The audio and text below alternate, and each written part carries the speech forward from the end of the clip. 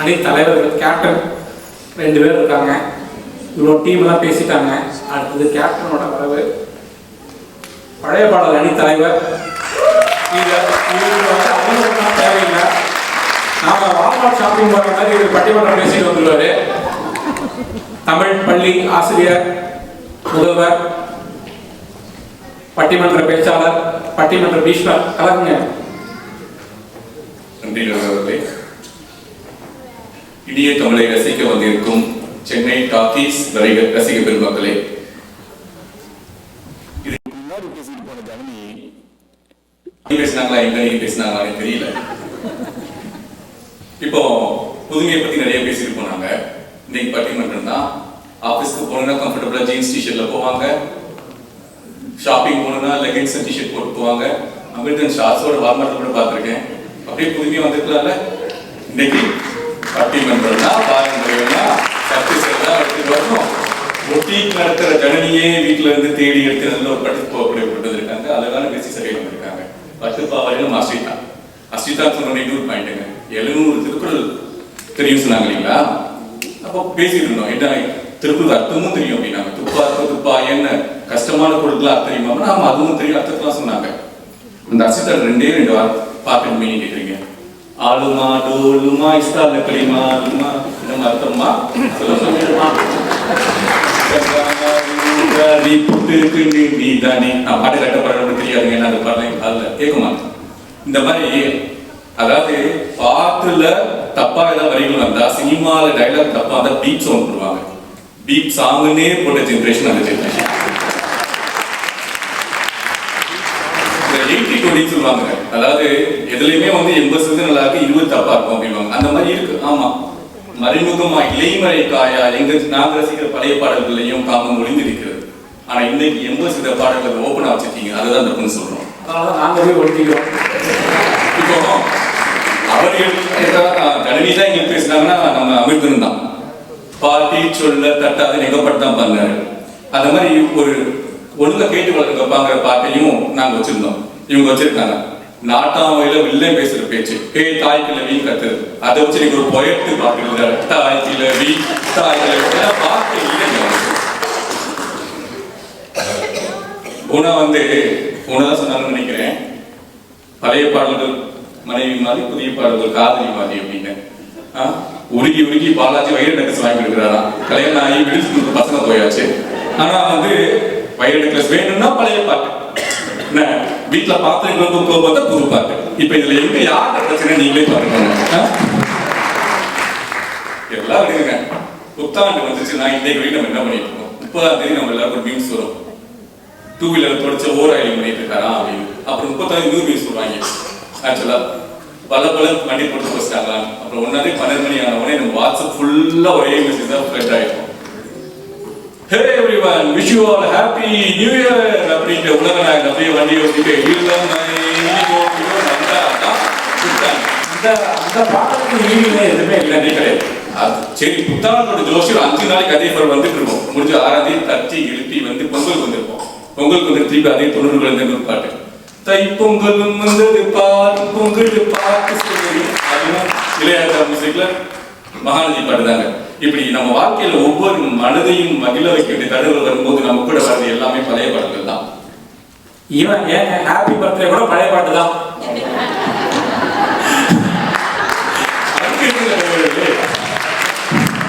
மறுபடியும் அதுக்கும் பாட்டு முதல்ல ஞாபகம் சொல்றேன். பட்டிமன்ற ரசிகர்களே அப்படின்னு உங்களையும் நான் பாடலாம். கண்மணி அன்போடு காதலன் நான் எழுதும் கடிதமே அப்படின்னு நோட்டீஸ் வந்துட போகுது. 91 வந்த பாட்டை 2024 ஒரு மலையாள படத்துல போட்டு 5 கோடி ரூபாய்க்கு எடுத்து தமிழ்நாடு டிஸ்ட்ரிபியூட்டர் 10 கோடிக்கு வாங்கி 50 கோடி ரூபாய் ரெவன்யூ பார்த்தாரு. எதுனால? ஒரே பாட்டுனால. 96 படத்தை எக்ஸாம்பிள் சொல்லிட்டு போனாங்க. என்ன டாபிக் தெரியல. 96 படத்தோட அடிநாதம் என்னங்க இருக்கு? காலேஜ் ஹவுஸ் எல்லாத்தையும் வச்சுக்கோங்க. ஆனா அடிநாதம் என்ன? இளையராஜாவும் எஸ் ஜானகியும் தான். இளையராஜாவும் எஸ் ஜானகியும் குறித்தாலும் எடுத்துட்டீங்கன்னா படமே இல்லை. அதே மையல பத்தி பேசினாங்க. அது ஏதோ 2 பாட்டு பிடிக்கும், இந்த பாட்டு பாடுங்க காதல் விழுக்கல. அந்த பாட்டு நான் கேட்டதில்லை. ஆனா அந்த பாட்டுல கேட்ட பாட்டு தெரியுங்களா? நைட்டு அப்படியே பொறுமையா நட்பு மாதிரி அரவிந்த் சாமியும் காஃபியை உட்காந்து பேசிட்டு இருப்பாங்க. பேசும்போது அப்படியே சில பழைய பாடல்களை பாடுவாங்க. அந்த இது கட் பண்ணி முடிச்ச அப்புறம் அன்கட் கொஸ்டின் சொல்லி திருப்பி போட்டதுல வந்தது பாத்தீங்கன்னா இதை பாடியிருப்பாங்க. மாங்குயிலே பூங்குயிலே சேதி ஒண்ணு கேளு. அவ்வளவுதாங்க. இன்னைக்கு நீங்களும் உங்க ஃப்ரெண்டு உட்காந்து நைட் பேசிட்டு இருக்கீங்க. வெள்ளிக்கிழமை ஆச்சுன்னா இளையராஜா பாட்டு தான் நமக்கு வேணும். இப்படி ஒவ்வொரு மகிழ்வான தருணங்களையும் நம்ம கூட இருக்கலாம். பழைய பாட்டுன்னா அந்த பழைய பாடல்கள்ல ஒரு எஃபோர்ட் இருக்காங்க. அதாவது டிஎம்எஸ் ஓட சமீபத்திய ஒரு சின்ன ரீல்ஸ் ஒன்று போட்டிருந்தாங்க. அவர் என்ன சொல்லியிருக்காருன்னா, நான் எம்ஜிஆருக்கு பாடுறதுனா இப்படி பாடுவேன், சிவாஜிக்கு பாடுறதுனா இப்படி வரிபேட்ல இருந்து எடுத்து பாடுவேன் அப்படின்னு. தம்பி அழகா எஸ்பிபி எப்படி பேசினாருங்க. அவரெல்லாம் ஏன் எனக்கு பிடிச்சிருக்கு. கண்ணை மூடிட்டு எஸ்பிபியோட பாட்டை கேட்டீங்கன்னா இது ரஜினி பாட்டா, கமல் பாட்டா, மோகன் பாட்டா நம்மளால கண்டுபிடிக்க முடியும். அப்படி எஃபோர்ட் போட்டிருக்காங்க. இசையமைப்பாளரே பாட்டை பாடிடுறாரு. அவருக்கு எப்படி பாட வருமோ அப்படிதான் பாடுறாரு. இல்ல அந்த கம்ப்யூட்டர் எப்படி பாட வைக்கல அப்படி பாடுறாரே தவிர இதை நான் சிம்புக்கு பாடுறேன், இதை தனுஷ்க்கு பாடுறேன்னு பாடுறது இல்லைங்க. இந்த மாதிரி இதெல்லாம் ரஜினி கமலுக்கு வித்தியாசம் பாடுறாங்கிறத விட நானும் என் மனைவி அன்னைக்கு வாக்கிங் போகும்போது சாதி மல்லி பூச்சாருமே அந்த பாட்டை கேட்டுருந்தோம். இது இந்த மம்முட்டியே பாடுற மாதிரி இருக்கு. நாங்க யாருங்க பாடுறாங்க எடுத்து கூகுள் பண்ணி பார்த்தா அதே எஸ்பிபி தான் பாடியிருக்காரு. ஒரு மலையாளம் பேசக்கூடியவர் தமிழில் பாடிதான் எப்படி பாடியிருப்பாரோ அந்த மாதிரி அழகா மம்முட்டிக்காக பாட்டு பாடிப்பார். அந்த பாட்டு சொன்ன உடனே ஞாபகம் அந்த பாட்டுல வர வரிகள், எனது வீடு எனது வாழ்வு என்று வாழ்வது வாழ்க்கையா, இருக்கும் நாலு சுவருக்குள்ளே நீயும் வாழ கைதியா. இந்த பாட்டுல வர 2 லைன்ங்க. அதாவது எப்படி வெளியுலகத்தோடு நம்ம தொடர்போடு இருக்கணும், எல்லோரும் உதவிட்டு இருக்கணுங்கிற பாட்டு. அதே பாட்டுல அப்ப லைன் வருதுங்க நடுவர்களே, உலகம் எல்லாம் உண்ணும் போது நாமும் உண்ண எண்ணுவோம், உலகம் எல்லாம் சிரிக்கும் போது நாமும் புன்னகை சிந்துவோம். அவ்வளவுதாங்க. அன்பே சிவம் அப்படிங்கிறது 2 லைன் சொல்லிட்டு யார் புலமை பெற்றார். கண்ணதாசன் அந்த கவிஞரும் இருக்காரு, வைரமுத்து கவிஞர் இருக்காரு, வாலி எண்ணிக்கிட்டே போலாம். எத்தனை பாட்டுகள் சொல்லலாம். இந்த மாதிரி கவிஞர்கள் அவ்வளவு நல்ல பாட்டு எழுதிட்டு இருக்கும் போதும் நம்மள்ட்ட கொண்டு பாரதியாரையும் பாரதிதாசனையும் எல்லாரையும் சேர்த்தாங்க. இங்க முரசுக்கே என்னமோ வரைக்கும் முரசுக்குமே அவங்க தான் பேட்டு வாங்கிடுவாங்க போல. எங்க முரசை வச்சு சந்திரலேகான்னு ஒரு படம், அதுல ஆனந்த விகடன் எடுத்த படம். அது அவ்வளவு சிறப்பா எடுத்திருப்பாங்க. அதுல காமிக்காத முரசையை நீங்க காமிச்சிட போறீங்க. ஹிப்ஹாப் தமிழ பாட்டை எடுத்து சொன்னாங்க. அவங்க சொன்ன அந்த ஒரு வரி மட்டும்தான் அந்த பாட்டுல தமிழ், அதை தவிர வீட்டு எல்லாமே ஆங்கில அந்த பாட்டுல. சங்கே முழங்கு அப்படின்னு சங்கையும் முழங்க வச்சு போயிட்டாங்க பாரதிதாசன் பாட்டை. பாரதியார் பாடல்கள் அவர் விடுதலை கிடைக்கும் நினைச்சு பாடல்களை விடுதலை கிடைச்சோடனே படங்கள்ல யூஸ் பண்ணாங்க இல்லைங்களா. எத்தனை பாடல்கள் இருக்கு. ஆடுவோமே பண்டு பாடுவோமேன்னு அதெல்லாம் ரொம்ப தள்ளி 94ல ஒரு ரொம்ப பிடிச்ச பாட்டு, ரொம்ப நல்லா இருக்கே அப்படின்னு கேட்டாங்க. இது பாரதியார் எழுதுனது அப்படின்னாங்க. அது திருப்பி ரொம்ப நல்லா பிடிச்சி போயிடுச்சு. இவர் வாட பல செயல்கள் செய்து நரைகூடி கிளப்பருவம் மீது பிறர் கூற்றுக்கிறேனுமாயும் சில வேடிக்கை மனிதரை போல நான் வீழ்வேன் என்று நினைத்தாயும் மகாநிதியில அப்படியே அது பாசிட்டிவா இருக்கு. அவருடைய லைஃப் மாறப்போகுதுங்கிற அந்த லைஃபை பாரதியாருடைய பாடல் காமிச்சிருப்பாங்க. அவள் பற்றிய பாடல் ஒரே ஒரு லைன் எடுத்து இன்னைக்கு நான் வீழ்வேன் என்று நினைத்தாயும் யூஸ் கொண்டு போயிட்டாங்க. உறவுகளுக்கு மரியாதை கொடுத்த ஜெனரேஷன், ப்ரீவியஸ் ஜெனரேஷன். பாசமலர் அண்ணன் தங்கைக்கு, தர்மத்தின் தலைவர், தென்மதுரை வைகை நதி தினம் பாடும் தமிழ் பாட்டு. அண்ணன் தம்பி பார்த்தீங்கன்னா உங்க எல்லாருக்குமே இந்த பாட்டு மனசுல என்னைக்குமே நிற்கும். ஸ்கூல்ல என்னென்ன பாட்டை சேர்த்து சொல்லி கொடுப்பாரு. கற்பனையில திவ்யா சொல்லிட்டு போனாங்க, சாரி தனிலி சொல்லிட்டு போனாங்க. ஆனா உண்மையில எங்களுடைய அவை பள்ளியில இருக்க ஒரு பாட புத்தகத்துல மனிதன் என்பவன் தெய்வமாகலாம், மனிதன் என்பவன் தெய்வமாகலாம். அதுலயே வருங்க, வாரி வாரி வழங்கும் போது வள்ளலாகலாம், யாருக்கென்று அழுத போதும் தலைவனாகலாம். தலைவன் எப்படி இருக்கணும் அப்படின்னு சொல்லி கொடுத்துட்டு போன பாட்டு. அதாவது ஸ்கூல்ல தமிழ் சொல்லி கொடுத்துக்கோங்க, சினிமாவில் நாங்கள் இங்கிலீஷ் சொல்லி கொடுத்துக்கிறோம் அப்படிங்கிறாங்க. சினிமாவில் தான் தமிழோட தலைவரே தேடி இருக்கு. அப்படிப்பட்ட சினிமாவில் அப்ப நம்ம எதை சொல்லிக் கொடுக்கணும்? நல்ல தமிழையும் தான் சொல்லிக் கொடுக்கணும் இல்லைங்களா. பெண் கவிஞர்கள் இப்ப அதிகமா வந்திருக்காங்கன்னா என்ன வளர்ந்துருக்கோம். பெண் சமுதாயம் முன்னேறிட்டு பெண் கவிஞர்கள் வந்திருக்காங்க. ஒரே ஒரு அதாவது இசையமைப்பாளர்களுக்கும் கவிஞர்களுக்கும் கதாநாயகர்களுக்கும் உள்ள ஒரு ஆர்வம் பாடல்கள் மேல எப்படி இருந்தது அப்படிங்கிறதுக்கான ஒரு எடுத்துக்காட்டு சொல்லிடுறேன். ஒரே வருஷம் வந்த பாட்டு, இது என்னுடைய சொந்த ஆராய்ச்சியில மனோபாலர்கள் டைரக்டர் கம் காமெடி மனோபாலர்கள் சொன்னது. ஒரே வருஷத்துல சிந்து பைரவி, முதல் மரியாதை, சின்ன வீடு 3 படம். 3 படத்தோடைய ஆழ கருத்து ஒன்றுதான். அதாவது அவருடைய திருமணமான முதல் மனைவியோட அவங்களுக்கு வந்து ரசனை ஒத்து போகாது. அதன் காரணமாக வேறு ஒரு பெண்ணுடன் அவங்களுக்கு இருக்கிற ஒரு ஈர்ப்பு. இந்த ஆராய்ச்சி நீங்க பண்ணீங்களாங்க? மனோபா அவர்கள் ஒரு விஜய் டிவி நிகழ்ச்சியில் சொன்னது முதலே சொல்லிட்டு இந்த வயசுல இந்த ஆராய்ச்சி நீங்க பண்றீங்கன்னா இப்போ அந்த 3 படம் ஒரே ஒரு இன்னைக்கு இசையமோட போய் கொடுத்து வச்சுக்கோங்களேன், 3க்குமே ஒரே மாதிரி பாட்டு கேட்டுருக்கோம் நம்ம காத்துல. ஏன்னா அவங்களை பொறுத்த கற்பனை நல்லா இருந்திருக்கு. ஆனா ஒண்ணுல கர்நாடக சங்கீதத்தை வச்சு, ஒண்ணுல கிராமிய சங்கீதத்தை வச்சுன்னு ஒன்றை நகைச்சுவையோடு சின்ன வீட்டில் ஒரு பாட்டை போட்டிருப்பாங்க. கடைசியா ஒன்றே ஒண்ணுங்க, இன்னைக்கு ரீமிக்ஸ் பாட்டுன்னு சொல்லி எல்லாத்தையும் யூஸ் பண்ணிட்டு இருக்காங்க. அது சமீபத்துல வந்து சங்கானவரோட படத்துல யூஸ் பண்ண பாட்டு வச்சாலும் வைக்காம போகாத மல்லிவாசம். அந்த பாட்டை பத்தி இளையராஜாவும் சந்தனா பார்த்தி ஒரு பேட்டியில் சொல்லிட்டாங்க.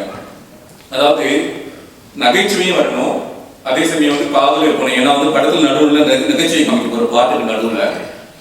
ஆனா வந்து 4 ஹீரோவையும் குஷ்பு மாறி ஆட வேணும். அங்க வந்து இது வேணும், ரொமான்ஸ் வேணும் அப்படின்னு சொல்லியிருக்காங்க. போயிட்டு வா, நாளைக்கு போட்டு வைக்கிறேன் அப்படின்னு சொல்லி அனுப்பிச்சா. அடுத்த வந்து கேட்டப்போ வெறும் பாடலுக்கு நடுவில் ஒரு இன்டர்வியூஸை மட்டும் போட்டு காமிச்சிருக்காரு. போட்டு காமிச்சிட்டு இது எப்படி இருக்கு அப்படின்னு கேட்டாரா, நல்ல நகைச்சுவை துணுக்கா இருந்திருக்கு அப்படின்னாங்க. அடுத்து வந்து ஒன்லி லிரிக்ஸ் வர போர்ஷன் மட்டும் போட்டு காமிச்சிருக்காரு. ரொம்ப நல்லா வந்திருக்குங்க, எனக்கான 2 மிக்ஸ் ஆகி வரணுங்க அப்படின்னு சொல்லி முழுப்பாடை போட்டு காமிச்சா. அப்படி போட்டு காமிச்ச ஒரு பாடல் வந்து இன்னைக்கு ரீமிக்ஸ்க்கு தேவைப்படுற அளவுக்கு வளர்ந்த பாடல். இந்த மாதிரி இசையமைப்பாளர்களும் கவிஞர்களும் கதாநாயகர்களும் உட்கார்ந்து யோசிச்சு பாட்டு எழுதினாங்க, பாட்டை உருவாக்குறாங்க. இன்னைக்கு வந்து கம்ப்யூட்டர் முன்னாடி உட்கார்ந்து வார்த்தைகள் எடுத்துக்கொண்டு தாய் கிழவி அது மாட்டோமான்னு பாட்டு எழுதி போயிடறாங்க. இந்த வார்த்தைகளை கவனிக்கிறதோட முக்கியத்துவத்தை பத்தி சொல்லிட்டு இருந்தாங்க. கடைசி பாயிண்ட், இது 2 ஜெனரேஷன் கொடுத்து ஒரு பாடல் தான். அண்ணாமலை பாட்டுல வந்து வைகுந்தர்கள் எழுதியிருப்பாரு. ஏன்னா அவங்க வந்து ஹீரோ பாட்டு, அதுல ஹீரோவோட வியூ பாயிண்ட்ல எப்படி இருக்கணும் அப்படின்னு எழுதியிருப்பாரு. ஆக்சுவலா அங்க வந்து சொல்லியிருப்பாரு, அண்ணல் காந்தி குடிச்சதெல்லாம் ஆயில் வளர்க்கும் ஆட்டு பாடுங்க அப்படின்னு. அப்ப அந்த பாட்டு ஒரு 90 கேட்டு முடிச்சுட்டு 94 ஏஆர் மியூசிக்ல கிழக்கு மேல வருது. அடுத்து அதுல பாட்டு கேட்டுட்டீங்கன்னா அங்க வந்து தாய்மாமனுடைய கற்பனை எழுதியிருப்பார். அதே வைரமுத்து தான் அங்க எழுதியிருப்பாருன்னா, அட்டுப்பால் குடிச்சா ஐவழிஞ்சு போகும்னு, எருமை பால் குடிச்சா எப்போ வந்து தீரும்னு, கராபசி ஓட்டி வராண்டி தாய்மாமே. நான் இந்த மாதிரி கேட்கிறேன், என்னமா அங்க அண்ணல் காந்தி குடிச்சதெல்லாம் ஆயில் உலகம் ஆட்டுப்பால் எழுதியிருக்காரு, இங்க வந்து ஆட்டுப்பால் குடிச்சா அறிவழிஞ்சு போகலி வச்சிருக்காரு. கான்ட்ரவர்சியா இருக்கேன். இந்த கலைஞர்களுக்கெல்லாம் நீங்க மருத்துவ அறிவுரை வாங்காதீங்க. ஏன்னா அவங்க சொல்லியிருக்காரு ஒருத்தர், சுத்துது தலையும் சுத்துது குப்புன்னு அடிச்ச வீரன்ல அது இந்த பாட்டு இல்லையா? சோ என்ன சொல்ல வரேன்னா, இந்த மாதிரி வார்த்தைகள் கவிஞர்கள் யோசிச்சு தாய்மாமன் உறவுக்குன்னா என்ன எழுதணும், பால்காரர்கள் எப்படி எழுதணும்னு. ஆனா அந்தந்த இடங்களையும் அது கிராமத்துல சொல்லக்கூடிய அந்த பாட்டுக்கு அண்ணல் காந்தியோட வரலாறு ஒரு பாட்டுக்குன்னும் யோசிச்சு கவிஞர்கள் எழுதிட்டு இருந்தாங்க. அது போல இன்றைக்கு பாடல்கள் அமைவதில்லை. அமைவதில்லை ஆணித்தரமான குற்றச்சாட்டாவே சொல்லிட்டு நாங்க பாடும்போது அத்தனை பழைய பாடல்களையும் கேட்டு ரசித்து கைத்தட்டிய உள்ளங்களுக்கு நன்றி சொல்லி மீண்டும் ஒரு முறை பழைய பாட்டை எவ்வளவு ரசிப்பீங்கன்னு காமிச்சிட்டீங்கன்னா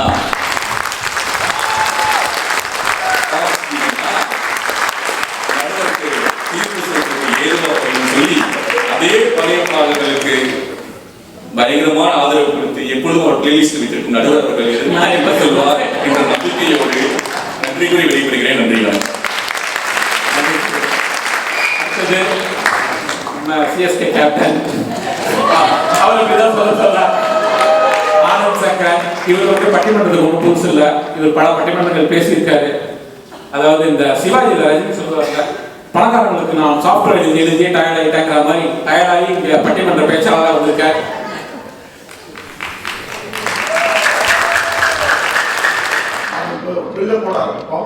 கற்றைவா சலையார் கண்ணினேசத்தை காட்ட பற்றுவானின் மஞ்சால் உங்களாப்பது போலாக முற்றுநீர் கண்ணானாலும் ஒழிந்ததும் பாடல் குற்றம் குற்றமே என்று சொன்ன நான் சொல்றேன். நீங்க சொல்லுங்க, இந்த மாதிரி வந்த நடுவர்கள் அந்த நடுவர் வரிசையில நீங்க வந்திருக்கீங்க. பூமர் அங்கிள் அண்ட் ஆர்டிஸ்ட் என்னடா நீங்க பண்ற யூத் ஐகான்ஸ் ஆஃப் டாலஸ் அனைவருக்கும் வணக்கம். இந்த கடைசியில பேசினா என்ன பிரச்சனைனா, நம்ம ஒரு ஸ்கிரிப்ட் எழுதிருப்போம், நம்ம மக்கள் பேசினா கூட பரவாயில்ல, இவங்கெல்லாம் நம்ம பாயிண்ட் வச்சு பேசிட்டு இருக்காங்க. இப்போ அதுக்கெல்லாம் நான் கவுண்டர் கொடுக்குறதா நான் பேசுறதா எனக்கு தெரியல.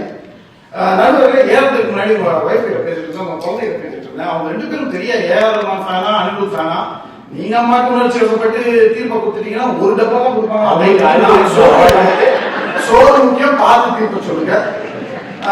கேட்க கேள்வி வந்து பழைய பாடலா புதிய பாடலா கேள்வி இப்படி இருக்குன்னா, தேசி டிஸ்ட்ரிக்ட் சௌராஷ்டிராக்கெல்லாம் சாப்பிட போறோமா கிராசரி வாங்க போறோமான்னு கேள்வியே பதில். அதாவது 92 வரைக்கும் இசை வந்து ராஜா வீட்டு கண்ணுக்குட்டியா, லிட்டில் இசை ராஜா வீட்டு கண்ணுக்குட்டியா. அன்னைக்கு அடிச்ச புயல் ஏஆர் ரஹ்மான், அன்னைக்கு அவுட்டுட்டாங்க கண்ணுக்குட்டியா. அன்னைக்கு ஆரம்பிச்சதுங்க இந்த இசை புரட்சி. எத்தனை கலைஞர்கள், எத்தனை இசைக்கலைஞர்கள். டூயட்னு ஒரு படம் வர வரைக்கும் சாக்ஸோஃபோன் ஒரு டிவைஸ் இருக்கிறது நமக்கு தெரியாது. அது கேட்டாரு எஸ்பிபி பாடியிருக்காரு, காதலே என் காதலியால், பின்னாடி கத்திரி கோபாலோட சவுண்டு என்ன அற்புதமா இருக்கும். அது மனசு ஒடுக்கல, அது மனசு ஒடுக்கீங்களா? இங்க வந்துருக்காங்க ஒரு லோக்கல் சூப்பர் ஸ்டார், அலைப்பாயுதே படத்துல அலைப்பாயுதே கண்ணான்னு ஒரு பாட்டு, கர்நாடக சங்கீதம், அதுக்கு ஒரு ட்ரம்ஸ் பேக்ரவுண்ட் கொடுத்து இங்க வந்திருக்க நெய்வேலி ரமாலட்சுமி அவங்க பாடிட்டாங்க. எத்தனை ஸ்டார்ஸ் வந்து ஏஆர் அறிமுகப்படுத்திருக்காரு. ஆஸ்கர் பாட்டு, ஆஸ்கர் வந்து ஒரு தமிழ் பாட்டுக்கு கிடைக்கல, அதை நான் ஒத்துக்கிறேன். ஆனா ஆஸ்கர் மேடையில எல்லா புகழும் இறைவனுக்கு தமிழ் மொழி ஒழிச்சிருக்காங்க. அது ஏஆர் ரஹ்மானோட ஸ்பெஷல்.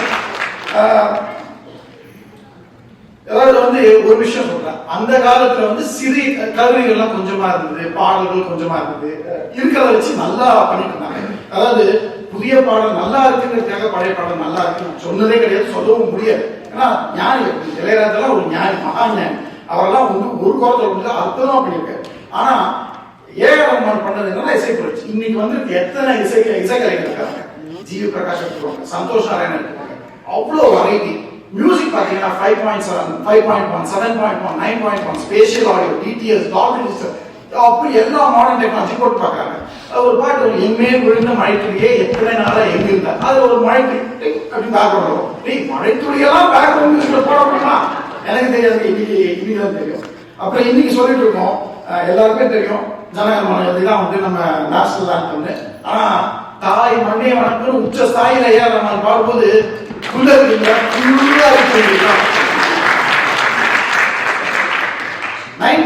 ஆரம்பிச்ச ஏஆர் ரஹ்மான் வந்து அவரோட கோல் அப்படியே 2012 கரெக்டா 20 வருஷம் கழிச்சு நம்ம அனிருத் கிட்ட கொடுத்தாரு. நம்ம அனிருத்தோட ஃபர்ஸ்ட் பாட்டு வந்து பெரிய ஃபேமஸ், வைரஸ் பதவி. ஏன் ஃபேமஸ் ஆச்சு சத்தியமா எனக்கும் தெரியாது, யாருக்குமே தெரியாது. பட் அதுதான் வந்து first viral song became super hit. Anirudh வந்து ஒரு நல்ல வேலை ஒன்று பண்ணிட்டு இருக்காங்க. இப்போ இருக்கிற குழந்தைங்கலாம் பார்த்தீங்கன்னா, அது அமெரிக்காவில் வாழ குழந்தைங்கலாம் அனிருத் இல்லைன்னா அவங்கெல்லாம் டெய்லர் ஸ்விஃப்ட், ட்ரேக் அப்படின்னு ஒரு மாடர்ன் ஹிப்ஹாப் ஒரு அமெரிக்க இசையை நோக்கி போயிட்டு இருக்காங்க. அந்த குழந்தைங்கலாம் தமிழ் பாட்டை இன்னைக்கு பாட வைக்கிறது வந்து அனிருத் தான். பழைய ஜெனரேஷனை புதிய ஜெனரேஷனை கனெக்ட் பண்ற காரணமே அனிருத் தான். என் பையனுக்கு வந்து ரஜினிகாந்த் யாரு, கமல்ஹாசன் யாரும் தெரியாது.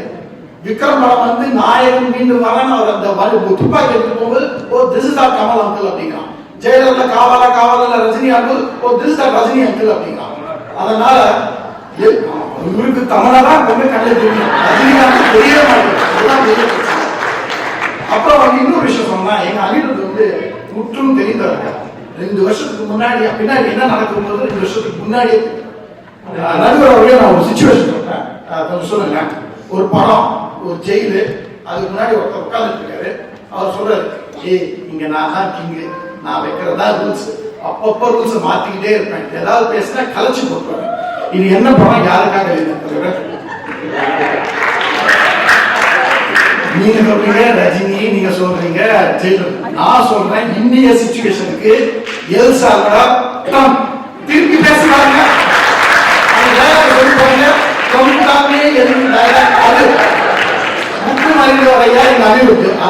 சொல்றேன் புது பாடல்கள் அனைவரையும் கருது. சரி, என் பாயிண்ட் எல்லாம் பேசுறேன், இவங்க பக்கம் வருவோம். ஐயா சொன்னாரு சகல கலாவளவன் ஹாப்பி நியூ இயர். ஆமாங்க, ஹாப்பி நியூ இயர் எல்லா வருஷமும் போட்டுறாங்க, அற்புதம்.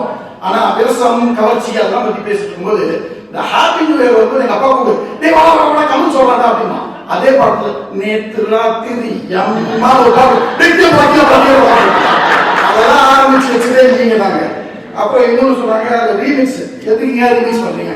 ஏங்க பழைய கழிதலும் புதிய புதுதலும் தமிழ் பண்பாடுங்க. நேற்று நீங்க போட்டா வடை, நாங்க போட்டா வடை, நேற்று பாரோட்டா இன்னைக்கு கொத்து பாரோட்டா, ஒரு நல்லவர் வந்தால் பொறுப்போடு தந்தால் அப்படி சிவாஜி ஸ்டைலாம் நடந்தது. அதுல ஒரு ரசனை இருக்கு, இருக்கு. அதே பாட்டை தளபதி விஜய் ஒரு ரேப்பா பாடுவது அது ஒரு கெத்து இருக்கு. சோ ரீமிக்ஸ் வந்து தப்பு கிடையாது. திருப்பி சொல்றேன், ரீமிக்ஸ் வந்து ஒரு பாலம். பழைய பாட்டை புதுசா கொண்டு வந்தா சிறப்பு. இந்த பொட்டு வச்ச அப்படின்னு ஒரு பாட்டு பண்ணாங்க. அந்த பாட்டு வந்து லவர் பந்து வந்த வரைக்கும் இருக்காதுன்னு யாருக்கும் ஞாபகம். லவர் பந்துல அந்த பாட்டை யூஸ் பண்ணவொடனே எவ்வளவு பாப்புலர் ஆயிடுச்சு பாருங்க. அப்புறம் இன்னொன்னு சொன்னாங்க, இந்த மாடர்ன் பாட்டுல வந்து கருத்தே இல்லை. ஐயா நாங்க வந்து மாடர்ன் டைம்ஸ்ல வாழறோம். எல்லா போன்லயும் வாட்ஸ்அப் காலையில ஓபன் பண்ண நான் நைட்டு படிக்கிறவங்க யாராவது கருத்தை சொல்லிட்டே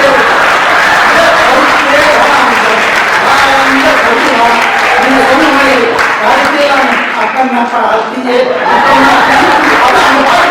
சந்தோஷமா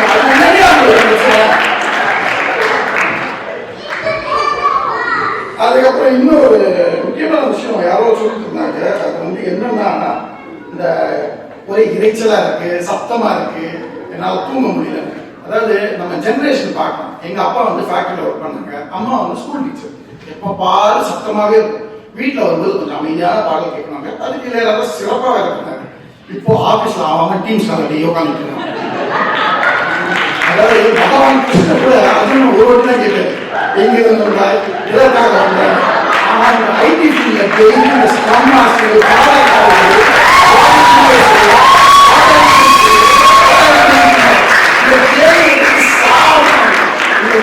பதில் சொல்ல முடியாம அவன் நொங்கு நூடுல்ஸ் ஆகி வீட்டுக்கு வந்தா அம்மனி ஸ்காட்ச் கொடுக்குறாங்க. ஸ்காட்ச் ஸ்காட்ச் பிரைட் ஆஃபீஸ் போறேன், பாத்ரூம் மேனேஜர் திட்டுறான், டேரக்டர் திட்டுறான், வீட்டுக்கு வரேன், கொண்டாட்டி பாத்திரம் சொல்றான். இந்த நேரத்துல சோதனை மேல் சோதனை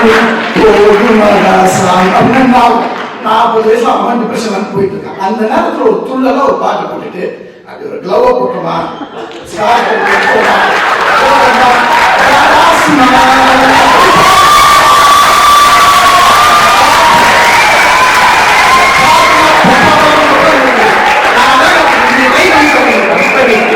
வெளியே வருது.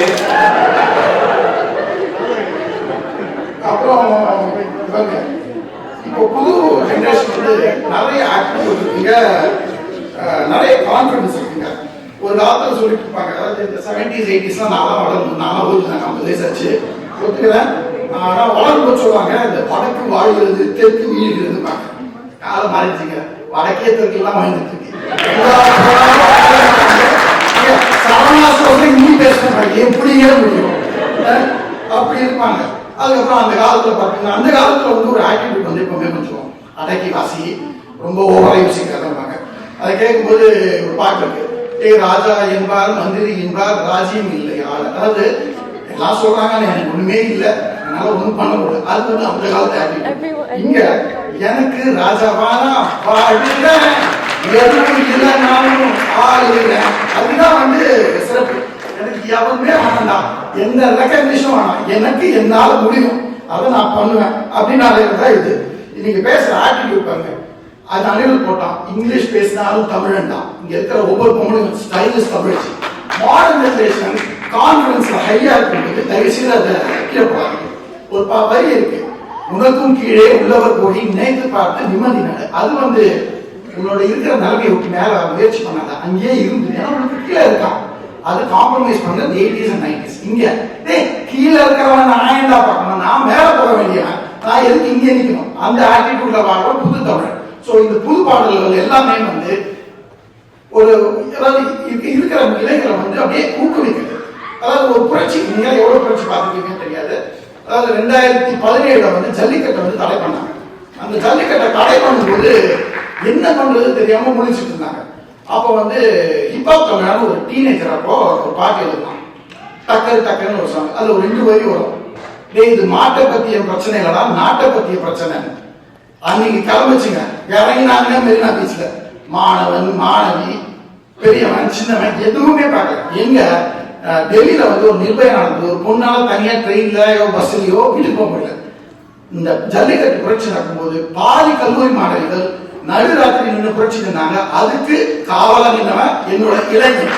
அன்னைக்கு வந்து அங்க கான்பிடன்ஸ் தமிழும் சரி இந்தியாவும் சரி எவனுமே அடிச்சுக்க முடியாது. டைம் ஆயிடுச்சு. நான் தான் பிட்வீன் டின்னர் அதனால முடிக்க ட்ரை பண்றேன். பழைய பாடல் வந்து சிறப்பான விஷயங்க, அதாவது சுத்தமான விஷயம். அதை வந்து குறைய சொல்ல முடியாது, குறையும் சொல்ல மாட்டேன். பழைய பாடல் எப்படின்னா நம்ம அனுமார் கோயிலில் கிடைக்கிற பிரசாதம் மாதிரி. புளியோதரை நல்லா இருக்கும், தயிர் சாதம் சூப்பராக இருக்கும், பூரி மசாலா சிறப்பாக இருக்கும். அதையே டெய்லியும் சாப்பிட முடியுமா? முடியாது. நமக்கு கொஞ்சம் வெரைட்டி இருக்கும். ஸோ வேணும்போது சிச்சுவேஷனுக்கு ஏற்ற மாதிரி பழைய பாட்டை கேட்டுக்கலாம். ஆனா தினம் தினம் துள்ளலுடன் எழணும், ஜிம்முக்கு போகணும், சுகமா இருக்கிற வாழ்க்கையில சுகமா இருக்கணும், ஒரு வைப்பை ஏற்றணும்னா புது பாடலே இருக்கணும். வாய்ப்பு கொடுத்த அனைவருக்கும்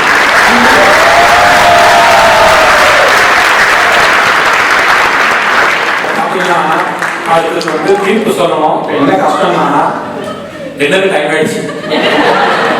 நீ என்ன தீர்ப்பு சொன்னா எனக்கு கவலை இல்லைட்டு நீங்க பாட்டு கிளம்பி போகலாம்.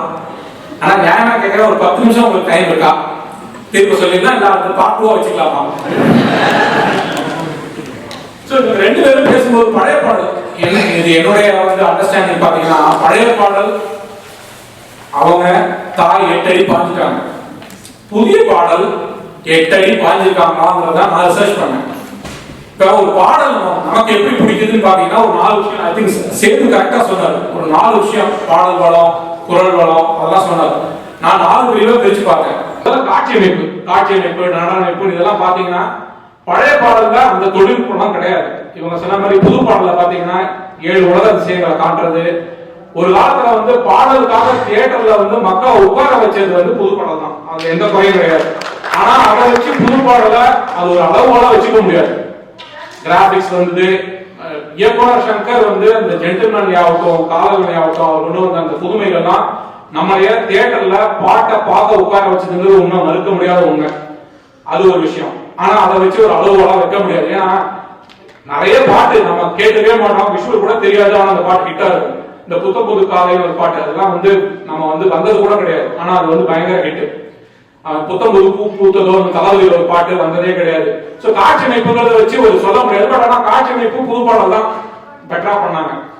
அடுத்தது இசைன்னு பாத்தீங்கன்னு வச்சுங்களேன், எம்எஸ் மும்மூர்த்திகள் நான் சொல்லுவேன். எம்எஸ்வி, இளையராஜா, அடுத்தது ஏஆர் ரஹ்மான்.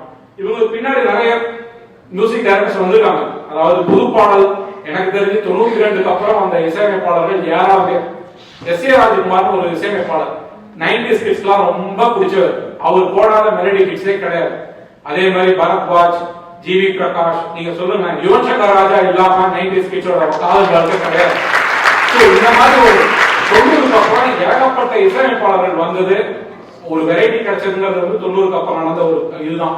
எஸ்.ஏ. ராஜ்குமார் பத்தி ஒரு குறிப்பு சொல்லணும்னா, அவர் கிட்டத்தட்ட 30க்கும் மேற்பட்ட பாடலாசிரியர்களை இன்ட்ரோடியூஸ் பண்ணியிருக்காரு.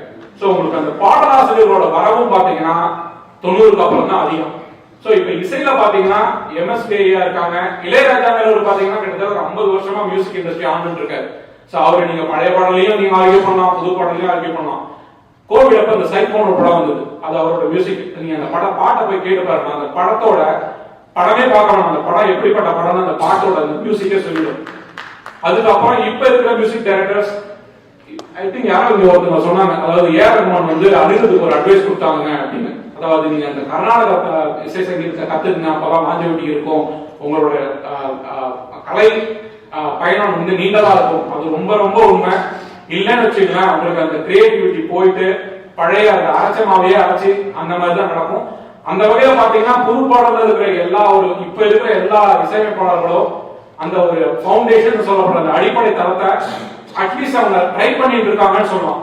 பழைய பாடல் சொல்ல வேணாம், எம்எஸ்வி ஆகட்டும், இளையராஜா ஆகட்டும், அவங்க எல்லாம் வந்து பஞ்சமுகின்னு ஒரு ராகத்தையே கிரியேட் பண்ணியிருக்காரு இளையராஜா. சோ அதனால வந்து அவங்க பழைய பாடல் இப்ப வந்து பழைய பாடல் மனசை கவர்ந்ததுங்கிறது வந்து உண்மை.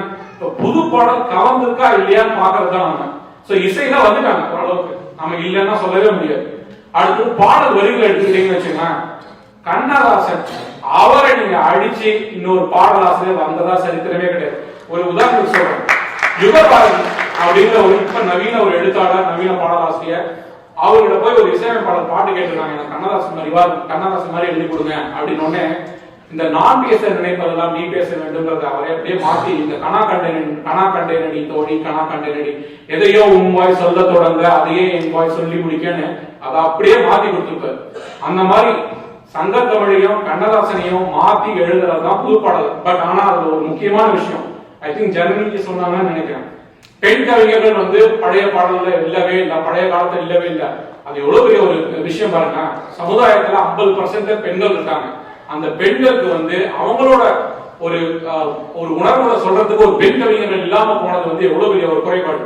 இப்ப தாமரை கிட்ட பத்தி ஒரு கருத்து கேட்டாங்க. இந்த மாதிரி நீங்க பெண் கவிஞர்கள் இத்தனை நாள் இல்லையே, அதை பத்தி என்ன நினைக்கிறீங்க நீங்க? அப்ப அவங்க சொல்லும்போது அழகா ஒரு வார்த்தை சொன்னாங்க.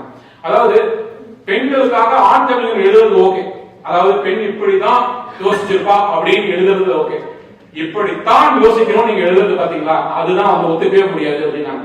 இன்னொரு வார்த்தையை அழகா சொன்னாங்க, தமிழ்ல தான் எழுதுவேன் அப்படின்னு தாமரை வந்து ஒரு அவங்களோட நிறைய நேர்காணல். எனக்கு பிடிச்ச மிகப்பெரிய ஒரு பாடலாசிரியர், நவீன கால பாடலாசிரியர்னு கேட்டீங்கன்னா கண்ணதாசன் அப்புறம் நான் தாமரை தான் சொல்லுவேன். ஏன்னா நான் காசு கொடுத்து ஐடியூன்ஸ்ல பாட்டு வாங்கினா சரித்திரமே கிடையாது. ஆனா 4 பாட்டு வாங்கியிருக்கேன். 4 பாட்டும் கவிஞர் தாமரை பாட்டு தான். அச்சமென்றது மனமேடா, அப்புறம் இன்னொரு பாட்டு தர்புர பாட்டு, இந்த 4 பாட்டும் அவங்களோட பாடம் தான். எனக்கே தெரியும். அப்புறம் நான் போய் பார்த்தா இதுக்கெல்லாம் ரிசர்ச் பண்ணும்போது பார்த்தா தாமரை. அடுத்தது யுகபாரதியை பத்தி பேசிட்டோம். முத்துக்குமார், என்னைய பொறுத்தவரை முத்துக்குமார்ங்கிறவரு நவீன கண்ணதாசன். அவரோட எவ்வளவோ பாடல்கள். யுவன் சங்கர் ராஜா, முத்துக்குமார் இவங்களோட காம்பினேஷன்ல இருக்கிறதெல்லாம் வந்து, அதாவது யுவனோட ஃபேன்ஸ் தான் சொல்லுவாங்க ட்ரக் அப்படின்வாங்க. நீங்க போய் கேட்டு பாருங்க. நான் வந்து இதுவே பெருமைப்படுத்தவே சொல்றது. அவரோட 2 காம்பினேஷன் இருக்கிற பாடலாம் கேளுங்க. உங்களுக்கு எம்எஸ்டி கண்ணதாசன் என்ன சொன்னாங்களோ அதை அப்படியே திருப்பி வேற மாதிரி சொல்லியிருப்பாங்க. இந்த பேசுகிறேன் பாடலை பத்தி சொல்லும்போது சொன்னாங்க, எதை நீ தொலைத்தாலும் மனதை தொலைக்காது. ரொம்ப ரொம்ப முக்கியமான ஒரு சின்ன ஒரு கருத்தை அந்த பாட்டுல அவ்வளவு அழகா சொல்லியிருப்பாங்க. அதே மாதிரி அந்த படம் நீங்க பாத்தீங்கன்னு தெரியல, அந்த படத்துல வந்து இன்னொரு லைன் எழுதியிருப்பாரு, சின்ன முற்றுப்புள்ளிக்கு பக்கத்துல இன்னொரு புள்ளி வச்சா கூட வாழ்க்கை தொடருங்கிறது வந்து ஒரு லைனை சொல்லியிருப்பாரு. என்ன ஒரு அருமையான கருத்தை நீங்க போய் யோசிச்சு பாத்தீங்கன்னா தெரியும். முத்துக்குமார், யுகபாரதி இந்த மாதிரி பாடலாசிரியர்கள்லாம் பாத்தீங்கன்னா, நாங்க அவங்க யுகபாரதி ஒரு இன்டர்வியூல சொல்லியிருந்தாரு, நான் சம்பாதிக்கிறது சினிமாவில், ஆனா நான் செலவு பண்றது இலக்கியத்துல சொல்லி அவர் புத்தகங்கள் எழுதிட்டு இருக்காரு. அதனால எனக்கு வந்து பாடல் தமிழ்ல தான் எழுதணுங்க. நீங்க தமிழ் பாடல்கள் தமிழ் எழுதுனீங்கன்னா தமிழ். திருக்குறள்ல பாத்தீங்கன்னா, இது வந்து தாமரை சொன்னது ஒரு நேர்காணல். திருக்குறள்ல வந்து தமிழ்ல ஒரு வார்த்தையே கிடையாது. நீங்க போய் பாருங்க, 1330 குறளையும் கேட்டு பாத்தீங்கன்னா தமிழ்னு சொல்லியிருக்க மாட்டாங்க. ஏன்னா அந்த காலத்துல அவங்க பேசின மொழி தமிழ் தான். தமிழை காப்பாற்றணும்னு அவங்களுக்கு அவசியமே கிடையாது. ஆனா இந்த காலத்துல நாம அப்படி இல்லை. தமிழ்ல வந்து நீங்க மத்த மொழி கலப்ப ஆரம்பிச்சீங்கன்னா தமிழ் அழிஞ்சு தான் போகும். அதனால இந்த மாதிரி தமிழ்ல தான் நான் பாடல் எழுதுவேன் அப்படின்னு இருக்கிற கவிஞர்களுக்கெல்லாம் நம்ம ஒரு மிக பலத்த கரவாக்கம் கொடுக்கணும், அவங்க ஆதரிக்கணும். அதே மாதிரி தமிழ் திரையுலகத்தில் என்னுடைய இது என்னன்னா, தமிழ் திரையுலகத்தில் நிறைய பெண்கள் வர வேண்டும். பெண் எழுத்தாளர்கள், பெண் கவிஞர்கள், பெண் இசையமைப்பாளர்கள் இல்லைங்கிறது எனக்கு தெரிஞ்சு யாராவது பண்ணியிருக்காங்கன்னு தெரியல. பெண் இசையமைப்பாளர்கள் வர வேண்டும். அவங்க எல்லாம் வந்தாதான் இன்னும் அடுத்த கட்டத்துக்கு உண்டான ஒரு ஸ்டேஜுக்கு போகும். சரி, இப்ப நீங்க கேட்கலாம், பழைய பாடலா புது பாடலானா? 2 பாடம் தாங்க. பழைய பாடல் இருக்கு, தாய் 8 அடி பாஞ்சிருக்கு, இந்த குட்டி 8 அடி பாஞ்சிருக்கு. அதனால நம்ம மனசை கலந்துட்டு நல்ல பாடல்கள் அது 2 பக்கமும் இருக்குன்னு சொல்லி எங்கள் தாய் குறித்த தென்னகாசிற்கு நன்றியை தெரிவித்து, பேசாளர் அனைவருக்கும் நன்றியை தெரிவித்து, உங்களுக்கு என்ன டைமை இதுக்கு மேல நான் சாப்பிட மாட்டேன் அப்படின்னு சொல்லிட்டு உங்களுடைய அனைவருக்கும் நன்றி தெரிவித்துக் நன்றி, வணக்கம்.